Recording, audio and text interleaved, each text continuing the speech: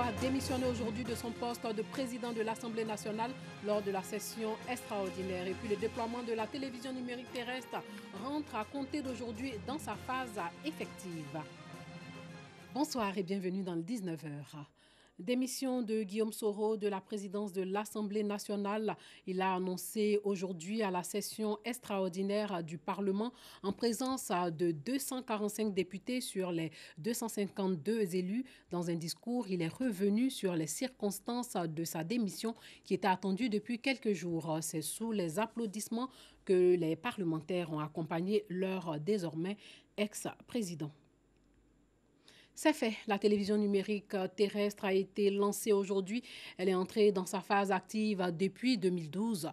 L'enjeu, augmenter le nombre de chaînes, favoriser la création et faire émerger des talents. Et selon le directeur général de la Société ivoirienne de télédiffusion, la TNT va démarrer d'abord avec la région Abidjan pour la phase 1. Les autres régions seront connectées de façon progressive. L'espace audiovisuel s'enrichit de 4 nouvelles chaînes. Il y aura donc cette chaîne dorénavant.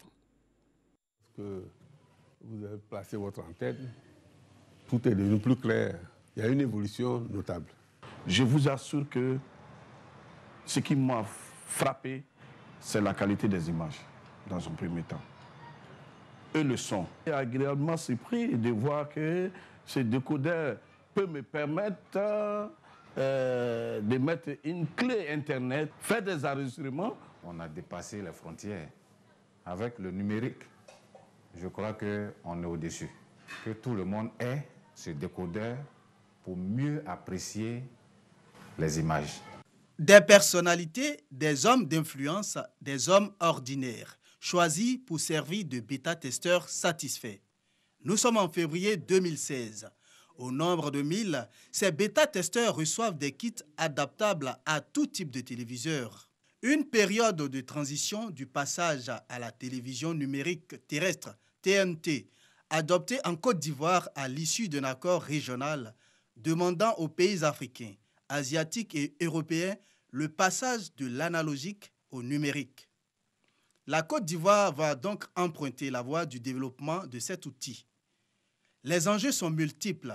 Au niveau technique, une adaptation aux normes actuelles en matière de numérisation de l'image et du son, la diffusion de plusieurs programmes télé sur une seule fréquence, l'accès à plusieurs chaînes sur une seule fréquence et à la possibilité d'offres de services innovants. La télévision numérique terrestre sera donc la possibilité d'accéder à plusieurs programmes de télévision de façon numérique et non par voie terrestre. Une innovation qui s'accompagne d'une libéralisation du secteur de l'audiovisuel. Les chaînes du groupe RTI et 4 nouveaux opérateurs, des contenus valorisés et une ouverture en termes de part de marché sur les recettes publicitaires. L'offre se diversifiant en qualité et en quantité. En démarrant le lancement définitif de la TNT ce 8 février par le district, le gouvernement ivoirien tient le pari de la diversification du paysage par la TNT au plus tard en juin 2020, à l'instar des pays africains, émettant en bande VHF, reste le défi de la couverture totale à l'ensemble du territoire national. C'était un commentaire de Clément Boko. Le commerce équitable était au cœur d'une rencontre entre experts français et ouest-africains. Il s'agit d'utiliser le commerce comme un levier de développement et de réduire des inégalités en veillant à la juste rétribution des producteurs. Rosemont Kini, Clément Boko. Moi, je suis un petit producteur. Je travaille pour la promotion socio-économique des femmes. Ce sont les femmes qui se battent avec la main pour barater le beurre de qualité pour produire. Si on permet aux grandes firmes de venir s'installer, nous sommes morts. Des petits producteurs africains inquiets pour leur survie face aux grandes enseignes occidentales qui s'implantent en Afrique. Comment répondre aux exigences des normes internationales et grandir dans un monde dominé par les géants de la grande distribution?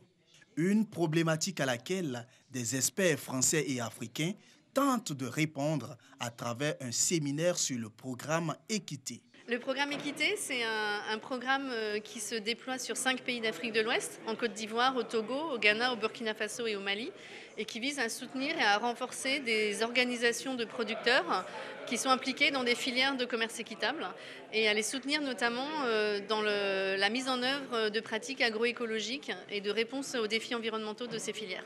Que ce soit en Europe ou en Afrique de l'Ouest, il faut que le commerce équitable aille de pair avec tout ce qui est label bio, label garantissant la santé, bien sûr, du producteur, mais aussi la santé de l'environnement. En fait, c'est en armant mieux les producteurs, en leur permettant de s'organiser en organisation, en augmentant la qualité, en augmentant les questions de traçabilité, en rendant les filières plus solides, en améliorant leur capacité de gestion, qu'on va réussir à faire l'équilibre avec la grande distribution, qui n'est pas un ennemi, mais qui, effectivement, si on la laisse toute seule, va tirer les prix vers le bas et va appauvrir encore les producteurs. Donc il faut absolument réussir à s'organiser. L'un des points forts du commerce équitable, c'est de permettre aux petits producteurs organisés de participer à des marchés qui soient plus rémunérateurs pour eux. Et donc c'est tout l'esprit que de renforcer leur capacité à mieux s'insérer sur des marchés dans des meilleures conditions pour les producteurs et les organisations. En Côte d'Ivoire, 10% des coopératives sont certifiées commerce équitable. Le développement du commerce équitable en Afrique de l'Ouest, une préoccupation partagée par l'ensemble des participants. En Côte d'Ivoire, beaucoup de producteurs ont bénéficié des primes qui ont servi pour le développement social, environnemental de nos populations. Nous pensons honnêtement que c'est un mouvement qui au départ était un mouvement de niche, mais qui commence à prendre place, à s'enraciner dans les valeurs ouest-africaines ou africaines. Les grands groupes s'installent et ont des stratégies pour s'installer dans nos pays. Nous n'avons pas le choix, nous ne pouvons pas les empêcher, mais ce que nous pouvons, c'est d'appeler aux fibres patriotiques de nos consommateurs pour qu'ils consomment des produits nationaux. Durant 5 jours, les participants venus de différents pays de la sous-région vont s'accorder sur les termes de la promotion du commerce équitable entre la France et les pays ouest-africains. La première phase de ce programme, initié en janvier 2016, s'achèvera en mars 2019. L'agriculture est depuis toujours le moteur du développement ivoirien et l'autosuffisance en riz reste un défi que veulent relever riziculteurs et autorités. La culture du riz en plein essor à Gagnoa, dans cette partie ouest du pays, la production du riz paddy est passée de 11 000 tonnes en 2017 à plus de 16 000 tonnes en 2018. Gagnoa veut se positionner donc comme la première zone de production de riz en Côte d'Ivoire avec 10 000 hectares de bas-fonds disponibles. Le reportage de Soro Corona. Espace risicole aménagé des Zapata à Gagnoa. Badolo, Bakiman brave le soleil du plomb pour débarrasser ses bassins de riz des mauvaises herbes. Il est riziculteur depuis 2000. La culture du riz est effective avec les nouvelles variétés que nous avons sous la main aujourd'hui. Le riziculteur arrive à s'en sortir.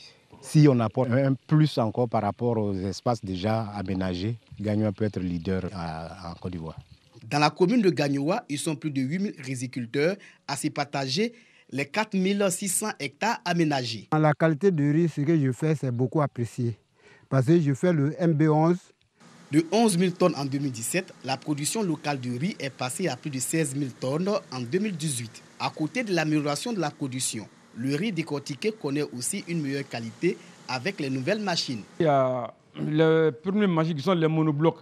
Ils sont les premiers outils de transformation de riz. Quand tu mets le riz dans le mortier, tout ce que tu mets dedans, ils pilent, ils font sortir. Or, les machines modernes que nous avons, vraiment, ils ont des compartiments qui permettent vraiment à faire le tri. Ici, quand on pile, il n'y a pas de cailloux. Voilà, c'est pour ça que moi, j'ai opté piler ici maintenant et je commerce et j'envoie ça sur Abidjan. Nombreux sont les Ivoiriens qui préfèrent aujourd'hui consommer le riz made in Côte d'Ivoire pour sa qualité. Le riz que nous prenons ici, c'est sans cailloux. Et j'en ai conseillé à beaucoup d'amis qui viennent acheter aussi le riz de qualité ici. Cependant, la riziculture encore artisanale est confrontée à de nombreuses difficultés. Nos riziculteurs de Gagnoa, nos difficultés sont multiples. D'abord,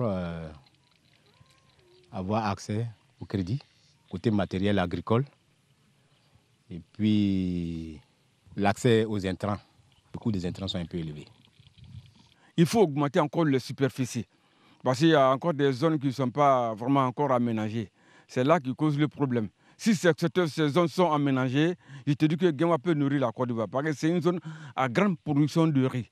Aménagement des bas-fonds, mécanisation, financement du secteur et subvention des intrants. Des solutions pour atteindre une production annuelle de 2 millions de tonnes de riz blanchi en 2020, synonyme de l'autosuffisance de la Côte d'Ivoire en riz. En 2018, la production nationale était de 1 550 000 tonnes, soit 85% de la consommation nationale.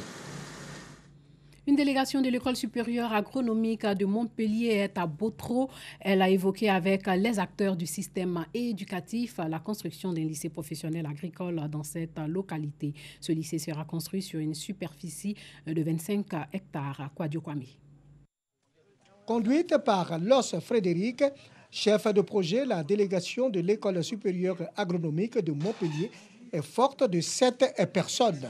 Mandaté par le ministère de l'Éducation nationale, de la formation professionnelle et l'AFD dans le cadre du programme de remise de dettes C2D et du prêt souverain que pourrait contracter la Côte d'Ivoire en 2019 concernant le volet développement rural. Que nous sommes aujourd'hui à Botro, donc dans ce cadre-là.